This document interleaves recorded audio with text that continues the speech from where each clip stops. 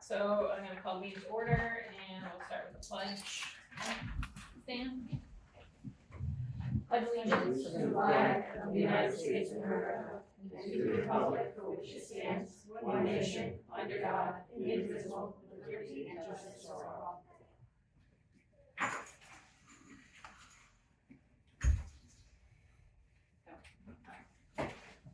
Alright. I need a motion for the minutes of May 19th. So moved. Second. A vote or discussion? Okay. And a vote? Aye. Abstaining? Two for abstaining. Thank you. Pat and Jess. Okay. A presentation from Ron. Hello, thank you for having me. My name is Kelia Kenter. I am an educational planner and architectural design reviewer with the RIDE School Building Authority. I'm here today because Chariho is in the process of applying for a necessity of school construction grant approval. You have already submitted a stage 1, and as part of our regulations, you're required to have a member of the SBA come and meet with your school building committee to run through the process and answer any questions that you might have before you submit your stage 2. So I think a lot of folks on this committee have actually heard me speak about this before. I was here maybe a year ago. Correct. Yeah. We do this a lot. Yes, and I remember it being very hot that day. So I think it was about a year ago, almost exactly. So just a brief overview. You submitted your stage 1, I believe in February. It was reviewed. The district received an invitation to submit the stage 2, which you will be doing this fall, I believe. Once that stage 2 is submitted, I will be reviewing it. I will reach out to the district and your consultants if I have any requests for additional information or clarification on anything, which typically happens. I don't think I've ever reviewed an application and not had a request for additional information. We typically give districts 2 to 3 weeks to turn that information around, although this year, because I don't have a very high volume of stage 2s to review, you might end up with a little extra time, we'll see. They're very hefty reports, as you all know. They're usually a couple thousand pages, so it does take a little bit of time to get through them. Once you've submitted your responses to the request for more information, then you'll receive notification from RIDE as to whether or not we would be advancing your application for approval from the Council of Elementary and Secondary Education. That meeting, for the September stage 2 submission, you can anticipate that the council will be doing its approvals at their December meeting, which is about mid-December typically. And then after you receive your approval, you will get an MOA that you'll need to execute and then return back to RIDE, and then you'll be able to proceed with your work. So we used to have a much longer presentation back when we had bonuses and pay-go and all of that, but since all of that is expired, I really am just here to answer any questions that folks have about the process. So as Karen as the chair, I'm going to ask if anybody on the actual committee has questions first. Karen, if that's okay. That's fine, thanks. I do have one question. Documentation that's being put together for the stage 2, Yes. until it's submitted to RIDE, is not considered, is any not considered public? Oh, that's a great question. I wonder if perhaps that is governed by your local laws and regulations. Certainly, once it's submitted to us, it does fall into public domain and then is subject to APRA requests, but It can depend. I know Yeah. when John, we actually have a main campus building committee because we have a 5-year capital improvement plan, as you know, only for our main campus. We are still without a capital improvement plan for elementary school. This is our 4th attempt. But typically, it depends on intellectual property kind of things. We are sure. the architect, it's their design, so they're doing their work. So for the purpose of submission, my understanding is once it becomes a submission and the school committee approves it, it becomes a public document. I can say that until we receive it, if we receive an APRA request, we don't possess the documents, so we're not able to provide them. But Pardon? once it is submitted, if somebody does file an Right, APRA once request, submitted. then we would be obligated to release it.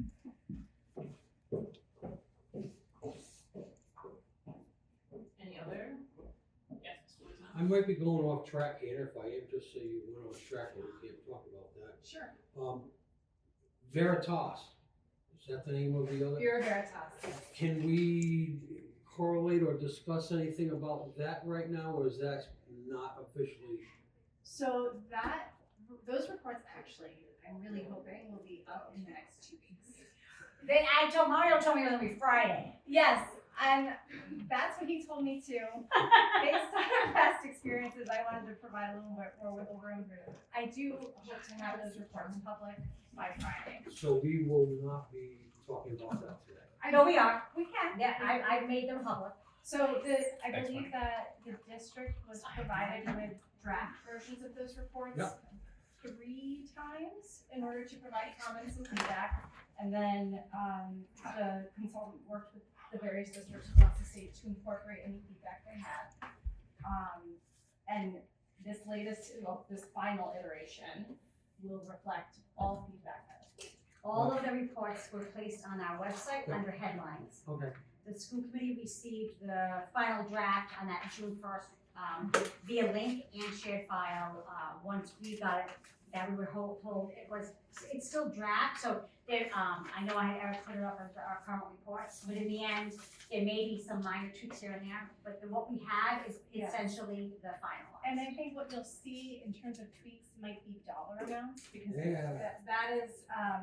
that was a tricky exercise with our consultant, because, they work not just in Rhode Island, but across the country, and so they had come in with dollar per square foot costs on certain things that when we projected them out, didn't make sense, right? With school districts having $1 billion worth of parking lots that they need to put in, which nobody has $1 billion worth of parking lots in one district. So we had to work with them to really fine tune the numbers that they actually made sense for our local economy and what we. So what we've seen, that's fine tuned? Yes, and So- I don't believe it, I'm trying to remember, I've looked at 300 of these, so I can't remember each and every one, but I believe Chariho is still within the ballpark of what So, was originally. my, for example, Sure, Charlestown Elementary School, to repair everything, $21 million. To replace the building, $23 million. There's something wrong with that scenario right there. So I just want to replace, we know what's gonna cost to build 3 combined into 1 campus, and that's 116. But the numbers just aren't, Yeah, so I can. Ashaway was really low. The one I didn't get to yet was Richmond. It's because you've got to be able to look at it across the years. Remember it was done in 2024. So it's already 2 years behind. Right. So really what you're not looking at is the 5-year, you're looking at the 3 years. So if you look at the report, Richmond Elementary came in at just so those of us who can level set, because we are members of the public, these reports are done by expert mechanical engineers that are looking at the infrastructure. They did not look at classrooms, they don't look at learning environments, they have nothing to do with any of the instructional sides of the house. This is your electrical, your maintenance, mechanical, that's it. So when they, so what they do is they factor in the maintenance history, the usage patterns, the environmental conditions, the installation quality, to determine the useful life of the systems. So then, for example, one of the things, there have been publicly inaccurate statements saying, Chariho is not maintaining their buildings, which is absolutely a falsehood, and it's absolutely inaccurate. And if you've, Greg and I have obviously read all the reports, as Jason Sullivan, it's really clear that our buildings have not only approached their life, Richmond's going on 2 lifetimes, and it's exceeded, and it is exceeded its expectations, right? We've gotten a lot of our use out of buildings that are 9 years old. But when it says it's a replacement candidate, that's what the facility condition index looks at. So when you look at, for example, Richmond, it was built in 1935. it served generation of students over 9 decades, and it comes in at a 70%. Charlestown was constructed in 54, and it's at a 92%. So the interesting thing about Charlestown was, and I have it over here, was that like the replacement value, as you said, was 23.8 million, which actually was what they told us was gonna cost us when we did individual schools, about 25 million. So that actually is in alignment with what we originally had through our last stage applications. So ultimately, the report, just for the elementary, we're looking at about $55 to $60 million in projected needs. And the reason why we're moving forward with the unified school is because, you know, the costs are driven by the roofs, the aging roofs, the HVAC systems, the electrical infrastructure, the plumbing systems, the facades, the windows, the accessibility of the ADA compliance features, and the site infrastructure. So none of this is cosmetic. This is all the building systems, how we function every day. And I won't speak for the principals, but I can tell you, they should be managing teaching and learning, not aging facilities. So Richmond, but again, maintenance has done an amazing job keeping these facilities running the best that they can. Richmond has a brand, maintains a sprinkler system. It has an emergency generator, greenhouse, functioning infrastructure, despite approaching a century of service. Charlestown continues with, we have the modern lighting systems, emergency power, municipal utilities, and maintains site infrastructure. And then Ashway continues to function with its maintained mechanical systems, despite many systems exceeding expected life. But overall, that reflects that we have positively taken good care of our investments and maintaining them. But in the end, what this tells us is that we're not ready for a different era of education. We are unable to keep up with the kinds of instructional needs that our teachers and I'll give you an example, like the Chromebook conversation. We don't send Chromebooks home because we want them to use them. We send Chromebooks home because we don't have enough outlets to charge them. And then when we purchase, the charging carts, and their lifetime span is like 5 to 10 years. And let's just say that happens fast. So ultimately, the report is aligned to what we know, but even more importantly, when we do our stage 1 and stage 2 applications, and we've done them a few times, it has the same level of need. And again, that level of need that they're sharing with you, the amount is simply infrastructure, has nothing to do with instructional design. So and I will talk more about that. I'm gonna give an update, but in the end, our buildings have been well loved. In these report, I'm gonna go with Jess first. oh, That, sorry. I just wanna, what you just said right there is a big answer to Craig's question, which is the building costs. The projections in here, the amounts, the replacement being 22 million, that's building and construction only. That has nothing to do with your furnishings and your technology, which the bond does include. So I think that's why you're seeing in your mind, or feeling in your mind, that big disparity between the number you're seeing in the bond versus that number. I also just wanted to clarify, Gina, you had said 4 attempts for the elementary capital improvement. And I'm thinking So, that's the first time that didn't. what I'm aware of is when I first came in, the architects were RGB and they had a stage 1 completed. Yep. And they were in the process of stage 2. And never did a stage 2. But we never And went then- to They vote on withdrew that. it, they withdrew it. And then the second one was Um, the 3 elementary schools. Right. And then now we're in the First one third one. was, Years and years ago, when Barry was an assistant superintendent. yeah, this is our, I thought this is the 4th, because a number of At stage least 1, because our third. we've done this one twice. Okay, but not for the elementary schools. That was for the elementary schools, Yeah. the one I just mentioned. No, Was yeah, was that after 2019? Like I'm thinking the last No, 6 no, years. no, It was God, no. before, because So I I'm know thinking they the last 6 years, 2020, it's been we're 3. talking, before that maybe. Yeah, so 2017. but we did, just for this one unified campus, this is our second stage 1. And we had one for the 3 schools, that was 3, and then when I came in, so I'm only talking about 4, so they're bringing up 5. I still only counted 3 though. Because you're thinking She's of counting bond this completion, twice. I'm talking about stage 1. No, I'm not. I'm thinking, with stage 1, we had the first one, then But- everyone to stage 2. We have someone from the state here, she can't.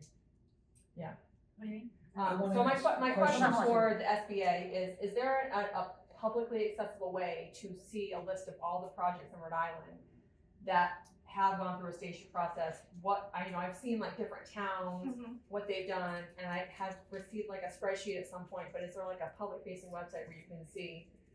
Right, so that's actually part of the BB report that's gonna be released on Friday. It will be a website that has all of the conditions that were observed in the buildings throughout, and the way it will be set up is there'll be a map, and you can toggle between what's currently, what was observed when the architects and engineers did their walkthrough in 2024, and then what the projected is for 2030.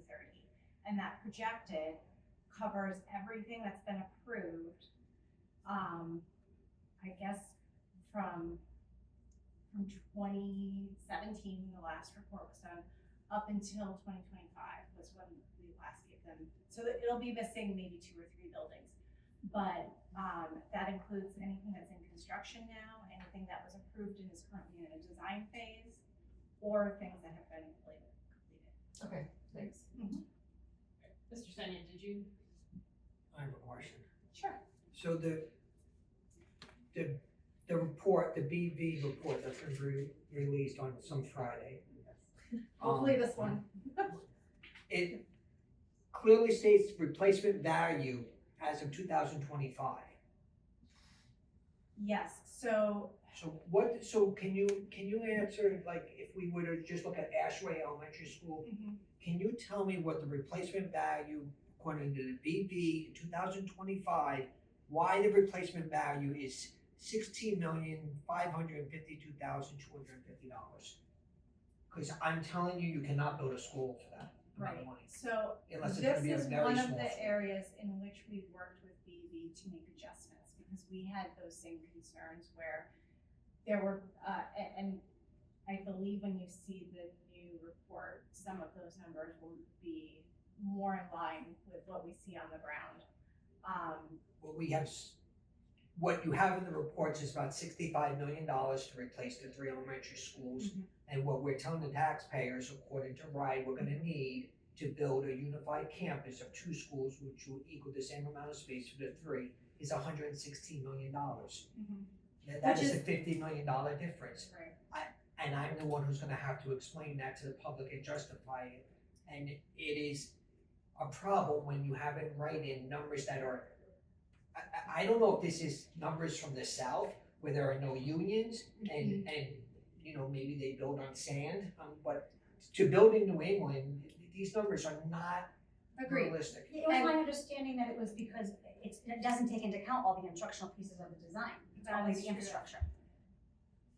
You're talking about We the, don't have they're not giving you the There's not entire $50 building. million in furniture and No, but what I'm technology. saying is the classroom designs, like we have a lot, like, this is basic maintenance, that, they're only looking in at your hat, like, I'll let you do it. That's not the definition, when I So- go online, I get replacement value, and it's not the definition you just told me, replacement value. So one of the things that we worked on with BV was adjusting those replacement values because we had the same questions. And so I believe in this updated one, that has been adjusted. We have published on our website the maximum amount of dollar per square foot per building type. And we had noticed that some of the replacement values did not come close to what we would reimburse, and we feel that they should be in that ballpark. Now, granted, there's varying factors depending on location. Block Island, for example, could never build an elementary school for what we'll reimburse. They'll need to do something more expensive if they ever were to build one. And in some places, it might be slightly cheaper, but we did work with them to adjust those replacement values, and that's why those are drafts. Because they are not full. This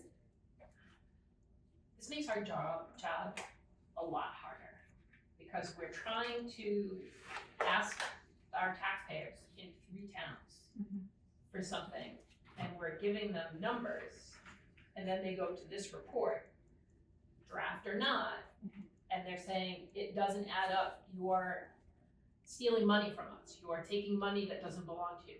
It makes it harder for us to move forward with a real plan. Understood. And again, these were draft reports with numbers subject to change. We were looking for district feedback so that we could adjust them to reflect what people noted true on the ground. When we have a portfolio of 300 schools, we are trying to get accurate feedback that we necessarily can't give as well as the folks who are on the ground every day in these facilities. That is the danger in publishing or releasing a draft report, is that it is subject to change and there might be errors in it. But it's a big error. No, it isn't. It's different than the two costs, it's tremendous. You have a reason for it, but it's not showing. So, Would you hang show on. it? Hang on. Yeah, because for the necessity of school construction, I had asked if we could go first. And the other thing is, if this just includes the building without the classrooms, we're missing a major piece Yeah, of it does include our classrooms. The dollar per square foot amount is for a school building. But not for it doesn't, for example, let me give you an example. Cubbies versus lockers, right? That's a value engineering kind of thing. So the numbers shift based on a gym, is it recreational size? Is the Regulation. regulation size? So there are things when you have to value engineer for your building projects that come into play that are decisions that we make. The concern comes in when educators are not utilized in a way, especially during a stage 3, to ensure that the needs are accurately reflecting what the instructional design is. Sinks inside a classroom versus sinks outside a classroom. One sink versus one sink in every classroom, then there's also maintenance costs. So there's a lot of factors that go into these schools. So when I don't love the word error, and I don't love the word, I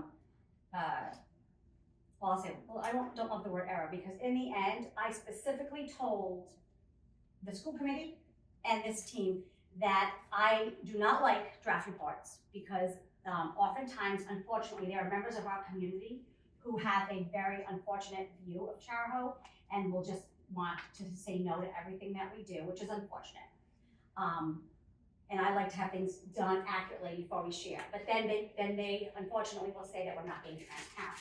So this time, the minute we got the draft, we shared it. And again, that comes with the opportunities that can make it very difficult, like our chair has said.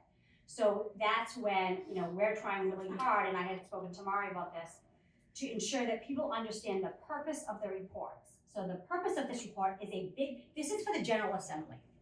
This report is not a stage 2. This is a big picture General Assembly report for statewide understanding of what the facilities need. That's why when the state law changed in 2018, they put in the fact that 1, you are required by law now to have a 5-year capital improvement plan, and you must at minimum have 3% of your budget go to maintenance. So those are things where people like to forget the fact that laws do change, and that we are responsible to make sure that we are abiding by the law. So 1, I think Chariho, we have not only maintained our buildings, but we exceed most districts' operations of how we maintain our buildings. And I'm very proud of that, and I think so is Director Sullivan. What I would like to say for the committee, for the Necessity of School Construction Committee, is that when we discuss the report, we need to remind ourselves that the Bureau Veritas report is high-level overviews for statewide General Assembly to make decisions about state budgets. The school committee has the stage 1, and they've had 4 stage 1s from me for the last 7 years. And stage 2s, we actually had one ready, and we've done our due diligence, which tells you specifically where our areas of need are, and that's what Director Sullivan has always shared, and Mr. Zenni and myself. So I think we want to just make sure we understand the purpose of each report and why and what the intent is, because I think when we use words like error, when we use words like it provides an inaccurate response to our taxpayers, and it is an unfair statement to me. And again, that's from me. And I believe, has the district done its own facilities assessment?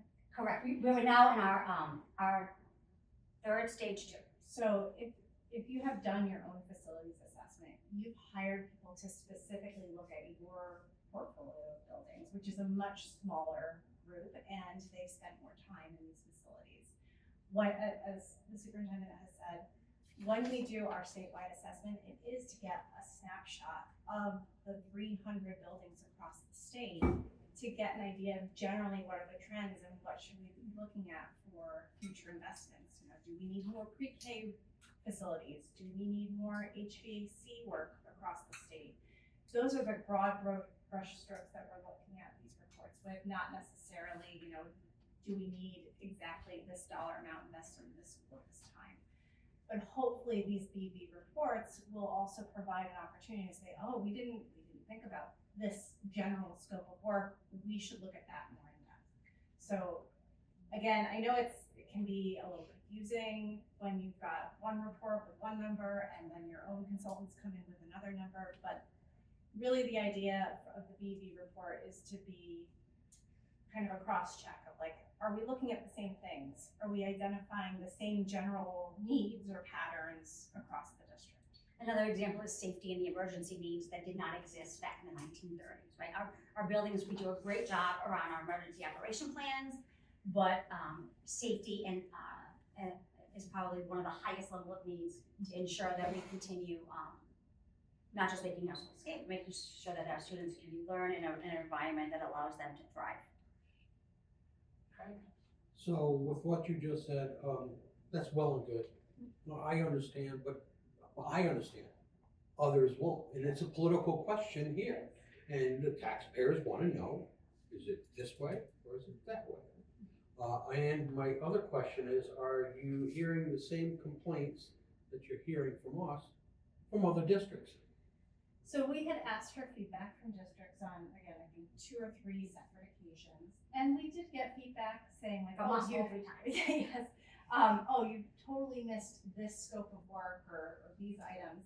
And what typically happened is those folks reached out to BB and it turned out that those scopes weren't missing, but because we publish a 5-year need assessment and BB did assessments based on 10 years, sometimes those 5-year needs, they said, oh, that's a 6-year need. And then in talking to the facilities folks, no, it's actually a 5-year need. We want to do it within 5 years. So there were those types of adjustments. There were, as I said, you know, some people saying like, oh, that the cost for that roof replacement doesn't align with what we just did in this school over here. So we had to tweak things like that as well. So my last question is this: if this is aimed specifically at the general center, why don't you just give it to them and not give it to anybody else? Well, I believe in our regulations back in 2018 when they passed the bond referendum and Article 9, we were required to every 5 years do a facilities Correct. assessment. It's part of and the law. publish it. Right is doing what's in the law. We have to do what we're. You understand Yeah, my questions, though? I absolutely do. Okay.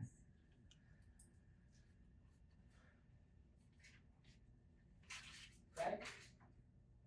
Jay? So the purpose of RIDE here is really not the Bureau Veritas report, because again, that report really is for the General Assembly, and it provides us with a big picture overview across the state, to be able to compare our schools to other districts, understand where the needs are, and it gives the General Assembly the opportunity to determine where, if any, funds going to the schools, or even bonuses, what opportunities. For example, there's in legislation around the career and tech opportunities to be able to do renovations, and that could come in with percentage increases. So the purpose of RIDE today is really to ensure that we have an understanding of what we're expected to do for our stage 2. So that when we come to September's meeting, that we are able to ensure that the school committee has a finalized stage 2 that is based on the concept that they put forward, which is a unified elementary campus. And based on the land that we're looking at, the concept has been placed at Charlestown's land, which would provide us with 2 structures. So I think while we have Kelia here, is members of the committee that have questions around the stage 2. I know for some of you it's new, but that's really what the purpose of her presence is for today. She just happened to show up. We put it on the agenda a few times, and I had talked to John Anderson, and because I had the reports, you can give him draft, and based on the unfortunate attack of myself and Mr. Zenyan at one of the meetings, and almost claiming that we were not transparent, we now provided the draft. But we recognize that it's a double-edged sword. You know, we're trying our best to be transparent, and I think we are more than transparent and give lots of information. We've done this several times. I think one of the things we heard at the last, when we did the 3 schools, was the FCI indexes. Obviously, we're six years down the road now, actually more than that. 2016 was the Jacobs report. So obviously all of our facility indexes are much higher, which means that our buildings, again, have been well invested in, well loved, but they are coming, we're spending more time and effort and money on Band-Aid approaches that will not, that won't go away. Unfortunately, when we talk about people's houses, people don't have 500 kids in their house every day using the bathroom and flushing the toilets, or walking in, and so there's a different level of need. But I want people to understand that our current maintenance efforts are beyond even what the state allows, because we're doing a lot of work to try to keep these buildings safe. Jess? When the school building authority is reviewing applications, stage of applications, do you consider these statewide facilities assessments, or they're included in the stage 2, but is the local information more of a consideration, the local solution? I think just to say my understanding of these reports, really it's just one of the tools that the school committee and the community can use to evaluate the elementary schools. I have been in all the schools, I have toured all the schools, Mr. Zenny, Mr. Sullivan, they all have been in the schools daily, the educators that are here, the administrators as well. So I think it is important to have multiple sources of information that we can evaluate, but I think that the report is intended, if my understanding is correct, to hold districts accountable to making the improvements and finding the solutions that they need to find. But my original question is how much of a consideration is it for you in the stage 2 application? I think that's a very fair characterization, is that it is one data point within a set of data points. And certainly if, you find that it's an outlier, so let's say you were to come in and say, oh, all of our buildings are fantastic, but our report is showing that they're 65% FCI, then we would, and you're proposing to invest a lot of money, we would ask, well, this report says they're not worth investing in, so why, what is the justification for continuing to invest in a facility that is past its useful life? Or vice versa, like if the report were to say, oh, this building is a 30% FCI, and a district were to come in and say, well, we want to tear it down and build new, we would ask, well, why? What is the justification for doing that? It doesn't necessarily mean that you'd be rejected, but there would be a question that's posed as to why the data is not matching.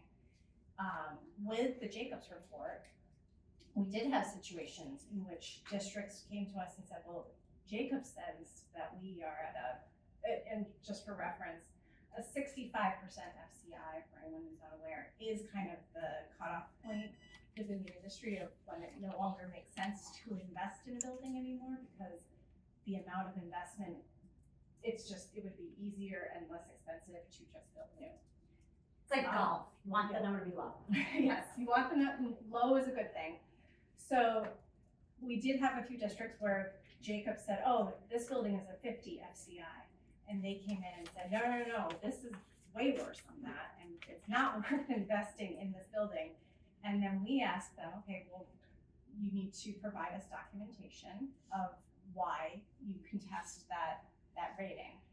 And they did, and in most cases, they were granted the ability to then tear down that building, because Jacobs, again, it's a statewide assessment. They might not have spent as much time in each individual facility as your own hired facility assessment folks might. Can I keep the floor for one more question?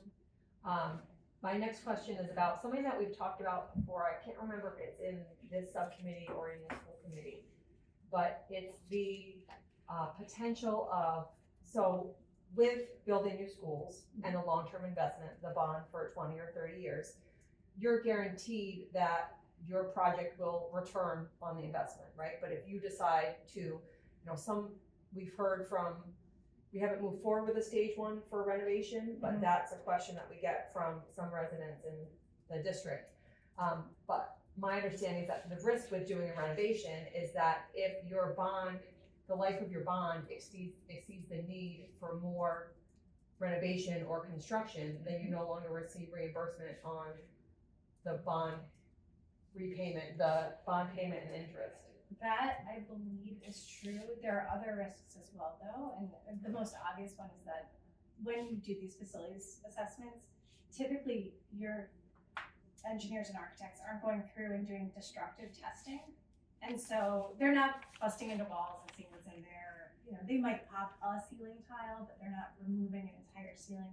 There's all sorts of unknown conditions, especially in buildings of a certain vintage, where asbestos was still allowed, or, you know, there's just all sorts of things that could be undiscovered.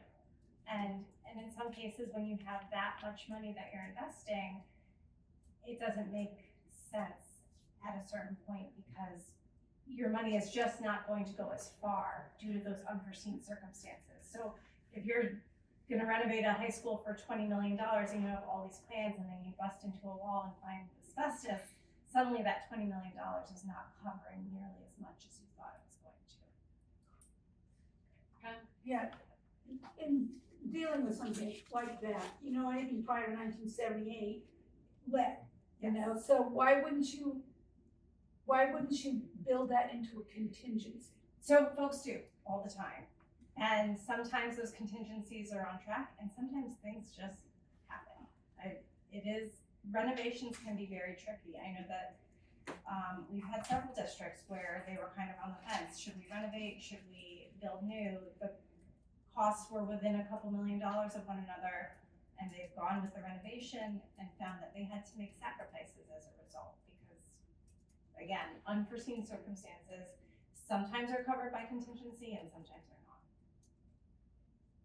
There's also a cost to renovating when you don't have swing space, right? So when you are building new, then you're just building either on the field or in a separate site, and you can continue to conduct your school operations all through the construction process. When you're renovating a building where it's being occupied at the same time, it takes a much longer time because you have to phase the renovation. Sometimes you don't have adequate swing space, so maybe you're constricted to just doing certain construction during the summertime or off hours. So it's not that it can't be done, there are just a lot more complicating factors in a renovation. So if, hypothetically, you have an elementary school with an, FCI of 92, and your community wants to put $15 to $20 million worth of renovations into it with a 30-year bond, is it possible that we wouldn't get housing aid on that? It is possible. There'd be a lot of questions. There'd be a lot of questions for a 92%. Beyond, obviously, we always want to make sure that any immediate health and safety needs were addressed as long as the building's being occupied. I can't answer in general whether or not something would be rejected. It's very case specific, but I can tell you that we would have a lot of questions about investing in a 92% FCI building. Would you mind sharing, so right now, as you know, we don't have a capital improvement plan because we have elementary schools that have a very high FCI, and our last bond, was just short of having the 3 elementary schools. Can you remind this committee regarding the 500,000, we're only allowed the 500,000, and how the state requires us to have a capital improvement plan to be able to get full reimbursements? I'm sorry, repeat that, 5? So with the state law for the 5-year capital improvement plan, Right. without the 5-year capital improvement plan, the school building authority. Oh, the emergency approval, yes, okay. Sorry, I That's was okay. not following. Context, yes. Every district, as the superintendent referenced, is required to have a 5-year capital improvement plan on file with the SBA. Once that plan is headed towards the end of its term, we ask that you submit a new one. If within the confines of that plan, something comes up, a boiler at a building where you thought there would be no issues, and that's not included in your approval, You do have the opportunity every fiscal year to apply for up to $500,000 in what we call emergency approvals. For the district, not For by the school. district, not by school, correct. So, we've had situations where folks thought that their roof at one elementary school was fine, and it turned out, especially this winter with the very heavy snow that we got, they ended up with roof damages, so they had to submit for that emergency approval because it was not in their original approval. There's flexibility in that in terms of when you can submit and what you can submit for, but it is limited to $500,000 per district per fiscal year. So that means sometimes we have to spend more, and that means we're paying dollar for dollar, and the taxpayers are not getting the reimbursement because we still need to make sure that we have an alignment around a 5-year capital improvement plan, which unfortunately for our elementary school has not been successful for the last 7 years.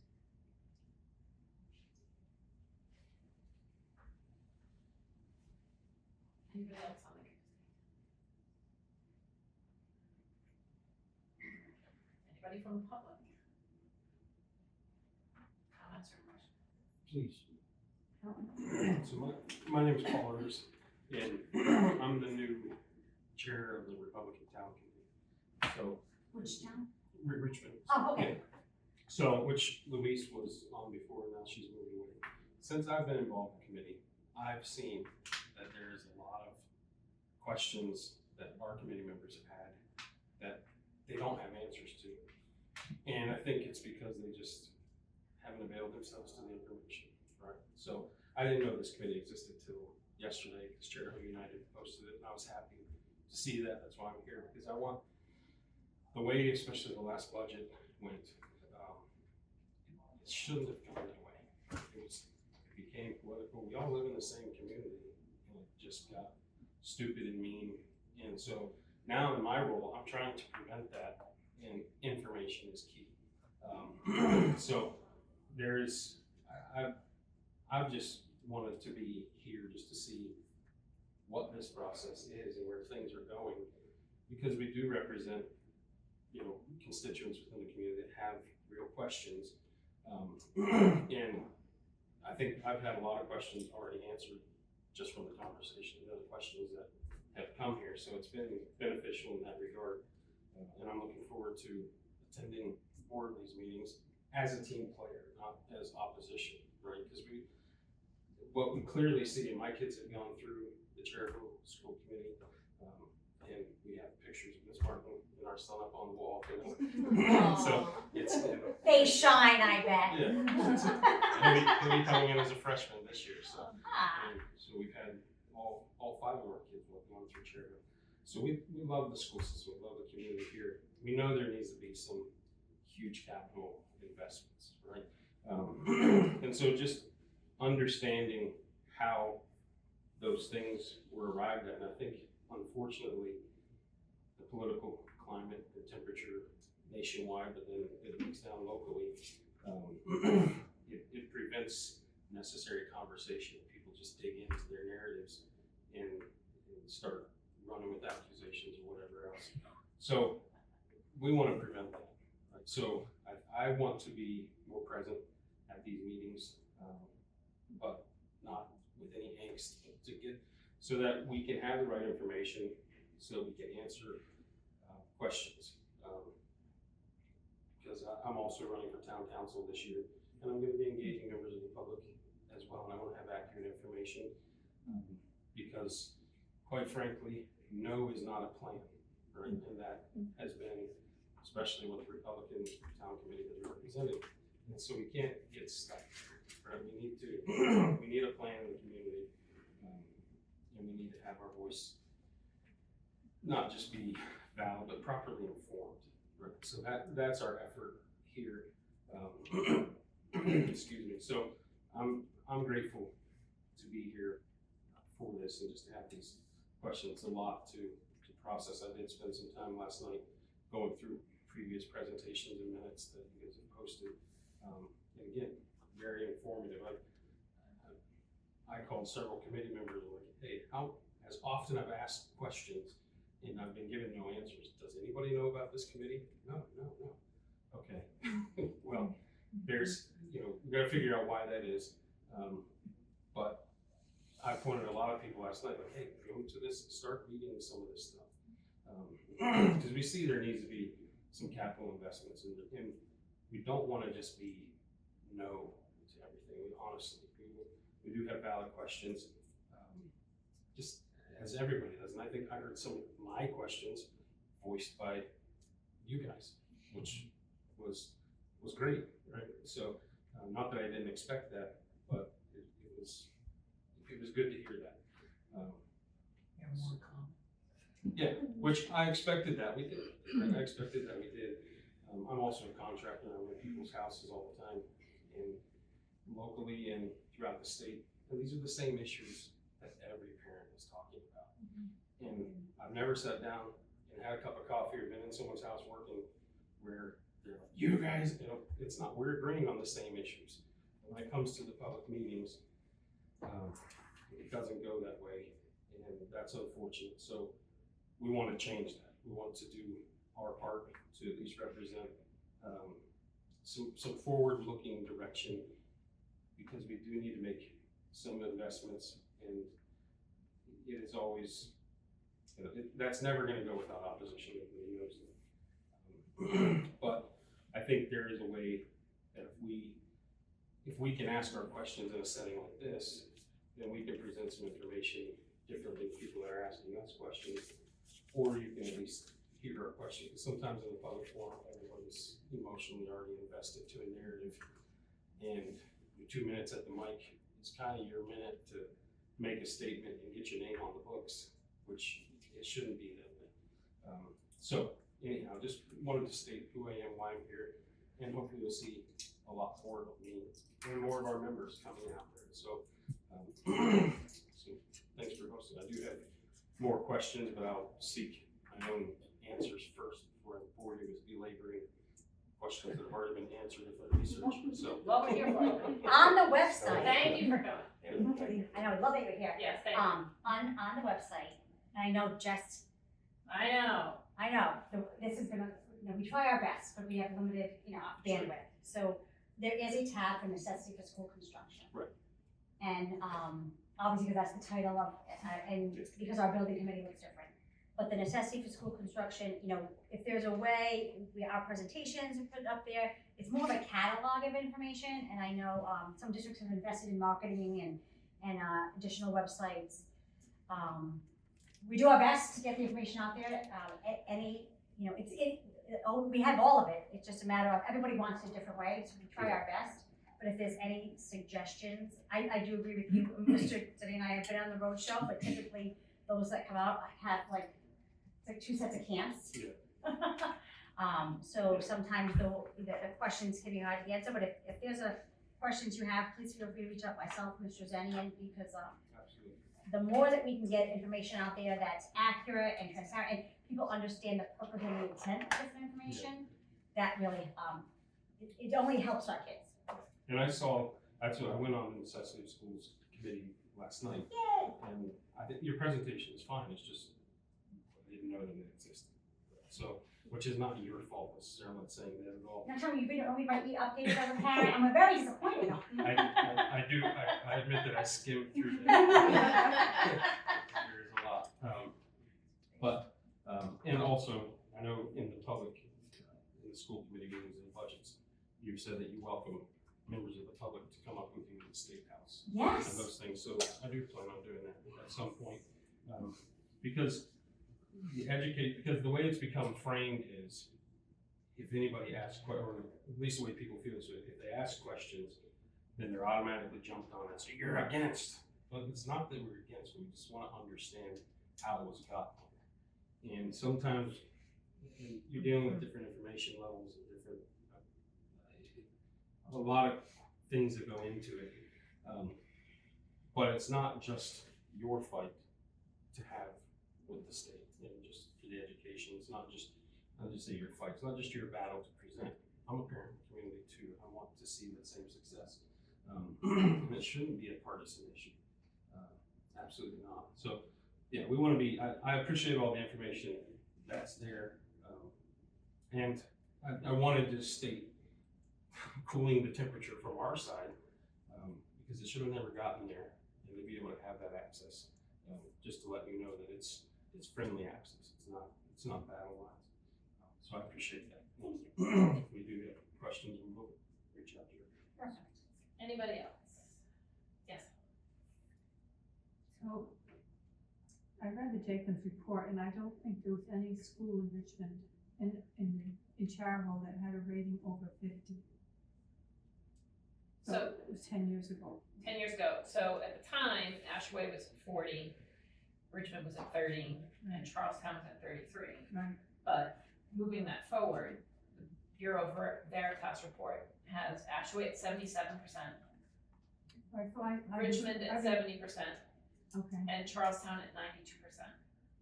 And Okay, while we so- have been maintaining the buildings, we're still, I've been looking for that Veritas report for a couple of years now, I think.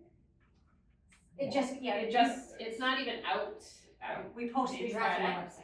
our website. Okay. It's on the headlines for the main page. We're So all that's, waiting. I mean, that's been one of the issues I have. Yeah. If we're nowhere near where the state says we need to replace, why are we replacing? If we had numbers that looked like that before, I think there would have been a different response.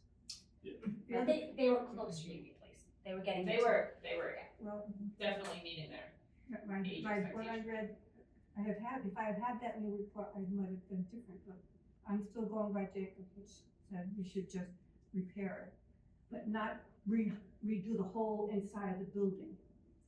I think we would Anyway, need to- besides that, plus I live in Richmond. And all the three towns have basically the same number of residents, 8,000, 8,300. And yet, Richmond and Hopkinton pay much heavier load of the bill. That's not part of this conversation, and that goes back to the Chariho Act. And state law is enrollment too. If you're not, the Chariho Act is regional. And yes, the enrollment is what the law says, but for any district, it's enrollment based. The funding formula is enrollment based, which means that regardless of where you live, the way that you do the per pupil is based on numbers from the town. So as a regional, Richmond and Hopkinton have more students coming to the public school than Charlestown. So Charlestown pays more per pupil because they get less state aid. So we really, when people are looking for sort of that equalizing of the taxing, Exeter West Greenwich is probably a great example of a regional district that does a little bit more, Do a 5-year rolling. but the Chariho Act doesn't allow that, and that's really a town council decision between the three towns. Right. We as a school district do not have control over the Chariho Act or the state law. We can only abide by it, but we're held to the enrollment of the numbers until state law changes, or the Chariho Act So changes. to me, that's one of the things that Richmond needs to get a lawyer and try to open the Chariho Act. So if you look at the That's not part budget, of this conversation. just so you know, $23 million of what Richmond is paying for the coming year. Charlestown's only paying $13 million. So I'm just saying, it's an issue when you look at. In the flip side of the coin, and this is where, first of all, what you said was so refreshing. Thank you very much. But this discussion is getting really old. And I'm gonna explain why as a Charlestown resident, that for 30 years, 35 years, I watched my two northern communities, Hopkinton and Richmond, do for the most part, nothing to address their needs. Okay, you need more tax revenue. We have the luxury of waterfront property. I understand that. But you folks have done nothing to address it. All right, I'm gonna call that back and Well, let's stick to. well, it was allowed to I go appreciate, from, I hold it back. So, we're gonna. All right, so is there anything else for Rye? I think you did great. Well, thank you. I think you answered questions better than ever. There you go. I will tell him that. I'll tell him. I wasn't doing what Thank you. Yes, I hope that suffices for the disappointment of not seeing these beautiful faces. Thank you so much for coming. Thank you, Shirley, I appreciate it. So Karen, just as a note, the school committee has had access to the report since the first week of June. Yeah. So- It's been And, fun reading. And, when the school committee agenda went out, we posted it, under headlines. Okay. Because, we felt as though it was on the agenda and it would give at least the public the opportunity to see the drafts. But that's what they are, and again, we also recognize that it's a double-edged sword. But like I said, to reiterate, the purpose and the intent of the Bureau Veritas report is, it was commissioned by the General Assembly and the law, and RIDE is following that regulation. So they have to do this, just like we have to do a stage 1 and a stage 2 if we wanna get reimbursement. We don't have to do anything if we wanna pay dollar for dollar, right? We can just do that, anything we want. We want to, we're like, go for it. But in the end, if it really behooves us to have a 65% reimbursement. And I'm hoping, maybe, when we talk to our legislators, that the career and tech bonuses, we can get down to pre-K through 12 as we think through the unified school. We had pitched that idea, and it looks like we may be able to get some grounding on that. The other opportunity might be, we still have on the books an energy efficiency bonus, which if the building meets the requirements for that, that's an additional up to 4%. So That's it, And that I'm is- gonna talk to you about the energy efficient one. I think there's some wiggle room in there, because that's a tough. it is a very 4%. hard one to Yeah. get, it's hard to get the whole 4%, especially now that our energy code has been updated. It is Right. much more high performing than it was previously. There's the opportunity to achieve it incrementally, right? Like you could just go for 1 or 2%. But that bonus is not available to renovations. It's available to construction. So that is another thing to consider as you are going through your financial analysis, is whatever option you pursue. Do you know what that would require us to use electric heat versus diesel? Cause we're rural, so we don't have options with natural gas, Right. except for one street. I think I don't know if it requires all electric, but I believe that's what it goes for. What about your solar? We put solar on the roof? Yeah, you can do solar, you can do geothermal, like They that. can We have. They can beat us out after we won the Green Ribbon Award for their athletic facility, it's all solar power. Yes, It sustains Need itself. battery backup too, so I don't. Sorry. It's very costly. We digress. I think a follow-up question to maybe what Greg had earlier, let's say on a FCI of the 92, Mhm. and you elect to do repairs, and there's a lot of questions, is there a possibility you would get less reimbursement because we're spending dollars That on? might, I believe that would be the most likely scenario, depending on what the scopes of work are, right? So Okay. you have only the ability to pass a stage 2 and a bond that supports repairs to a 92% FCI building. RIDE will never say no to things that are health and safety. We never want to put students or faculty or staff in danger. So those things would be approved without question. I mean, we would review them obviously, and make sure they comply to our regulations, but those things are very likely to get passed. Where it would become tricky is more high cost, for example, East Providence, back before they built their new high school, wanted to build a bridge connecting their very poor condition high school to their very poor condition CTE building for $30 million, which does not make sense. Why would you spend $30 million to connect two things that should be torn down? So that's the kind of thing where we would probably really push back hard and potentially cut the approval. Okay, all right. Anything else for Ryan? So I think we're moving on to update on the community forum. Thank you so very much, much. really appreciate it. Thank you. Drive safely. Thank you so much. Update on the community forum, You want me to, what's that mean? I got nothing. Okay, then I'll go. So the community forum that we held, a month ago, June, I think it was right before our last. It was right before our last Right before our meeting. last meeting. We were very excited. We had several of our students come out to support the thinking and the planning. And really, the purpose of the community meeting was to talk more about the instructional discussions and what parents are hoping will come to fruition. They want to be able to, talk through about, working kitchens, and we want Parking. The only two areas of concern, which Greg and I left, if it's parking and transportation, we're good, right? Those are the only two. But I think, you know, when we talk about, the concept, one, I wanna make sure it's really clear that the concept of the stage 2 is a concept, right? It's not the actual building, because that will be decided by the building committee. So the more that we can just remind when we're out in the public that, this is a concept. Cause I think even last time people were like, oh, I don't like that building, it's ugly. I'm like, well, the building committee's gonna decide, but in the end, what we have to do for the stage 2 is show RIDE that we have a solution that will work. So that, this is proof of concept. And then if we get the bond passed in November, that's when the town councils will appoint their 3 members to be able to be on the building committee. And then the school committee will select 1 member from each town, which would make a building committee of 12. And just to remind this committee, like right now, Greg and I are voting members of this committee. We are not voting members. It becomes very much like a school committee where we become liaisons. So we provide input. And that's where I know some of our unified art teachers have been concerned.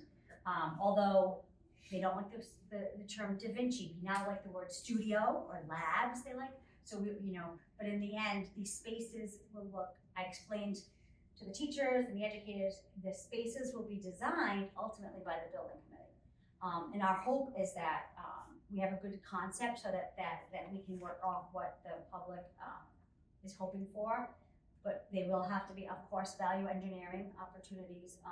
It happens in any project. When I did this in North Providence, you know, we wanted the regulation size gym, so we gave up bleachers.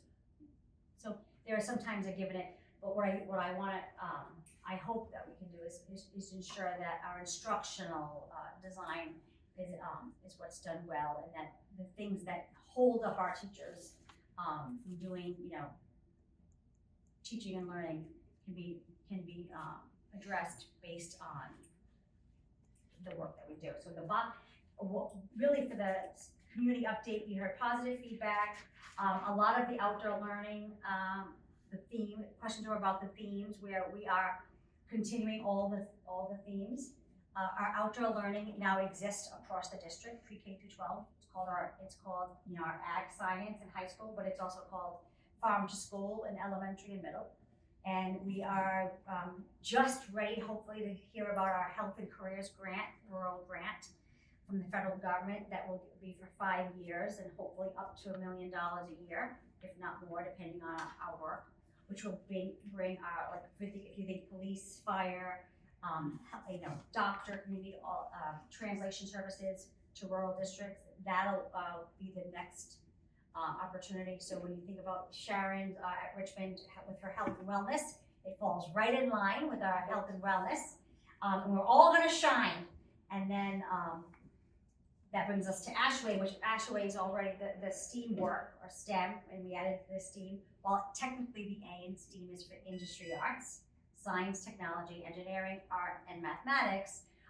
We have built out our performing arts to go pre-K through 12, with Charlestown doing its first big time 250th play. Yes. That was designed by our high school students. So I think one of the things that is really exciting is our students are helping sort of bring opportunities down to the elementary level.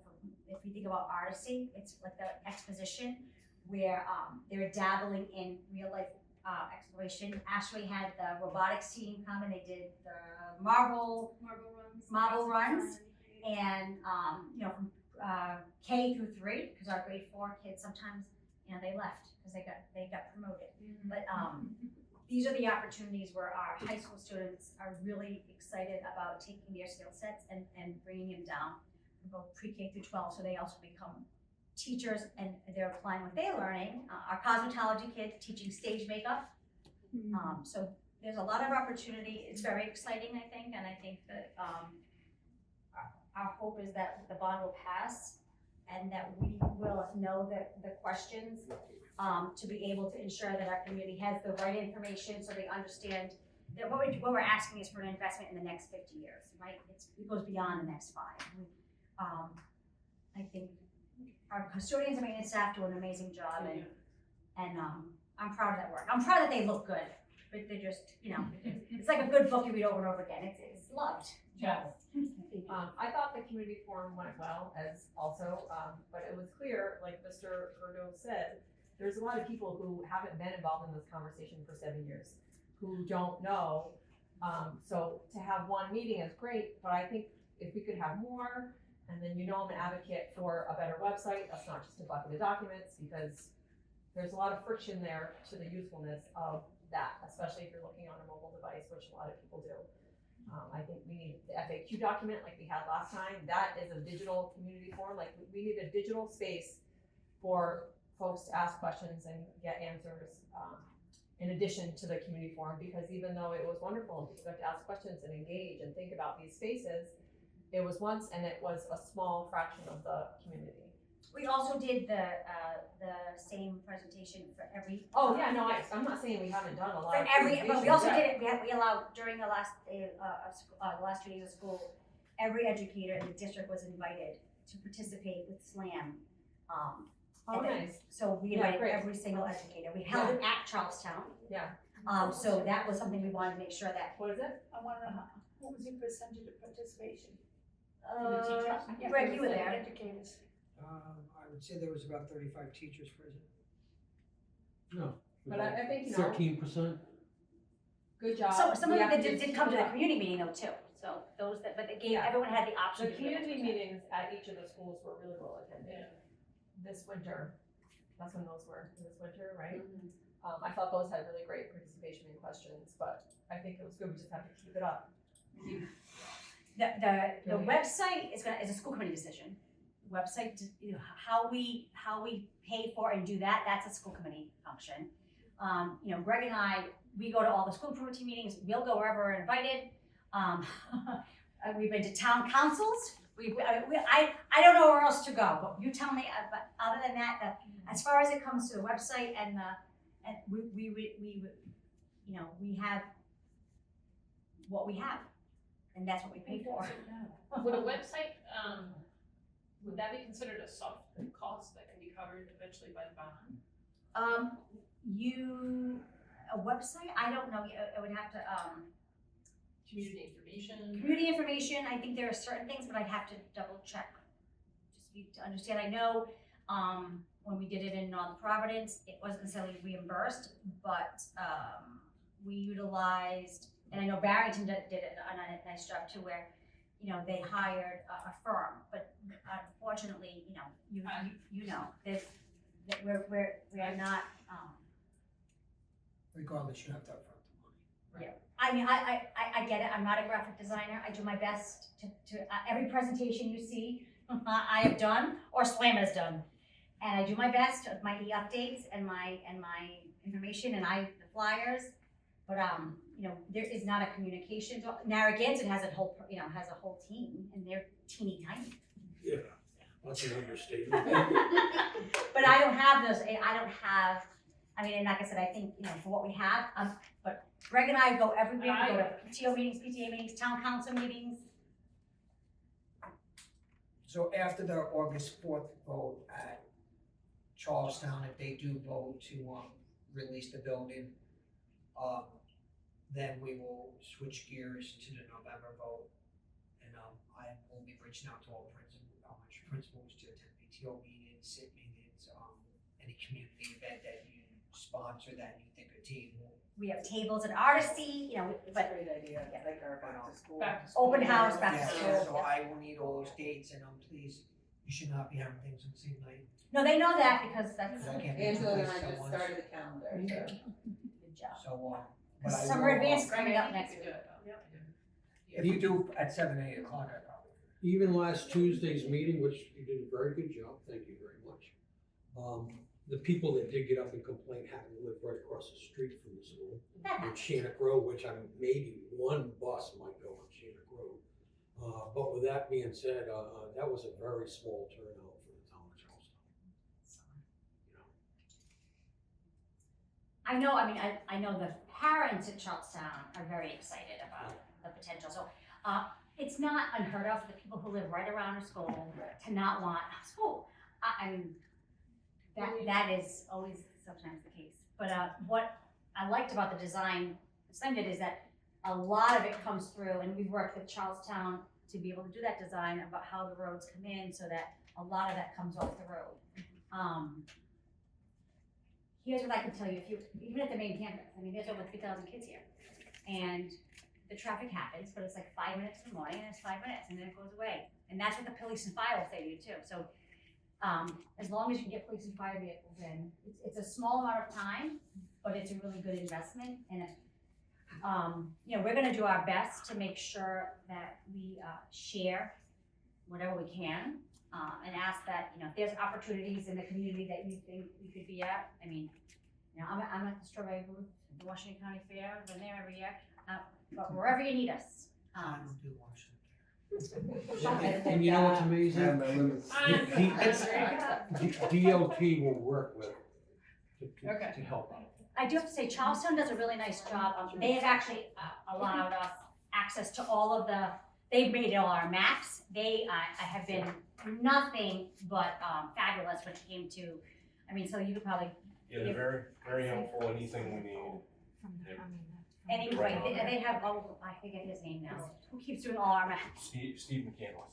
He has been amazing, and like the topograph, all of the information so we can get, you know, grants. I mean, Greg went down to the Department of Records, he pulled every information.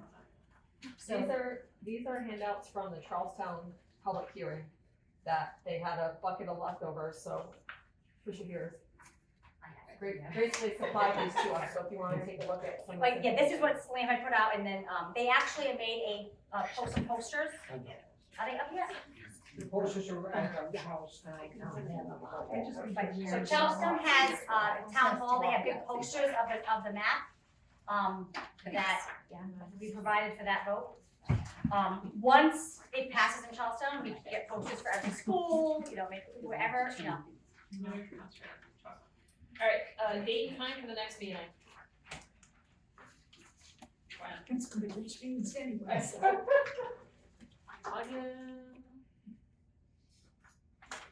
Well, I guess I would have, Charlestown vote. I would say probably you'd wanna wait, and then, cause then we'll know for, officially that, we're moving, cause we're already started our land studies, that's already started, and then, Greg and I can have an update, ask Slam to give us an update. So do we wanna do it on August 18th? For the next Which school is committee meeting. for the next school committee meeting? Sounds good. So can I just ask a worst case scenario? Yeah. Worst case scenario in Charlestown votes no on August 4th. Does this necessity for school construction committee need to meet on August 5th? Or no, that's school committee that will then determine next steps, right? So For August- what was that? For what? I just thought If through they don't already. approve I missed it. Yeah. So 4 o'clock on the 18th? So 4 o'clock on the 18th, tentative, yes? Sounds good, Chair. Okay. Well, we will, if we can, we'll do it in the library. It always depends on what's happening. Yep. But, we did it here because, I think it was last. That's okay. There's something else happening. That's all right. Anything else? I make a motion to. Motion, second. Second. All those in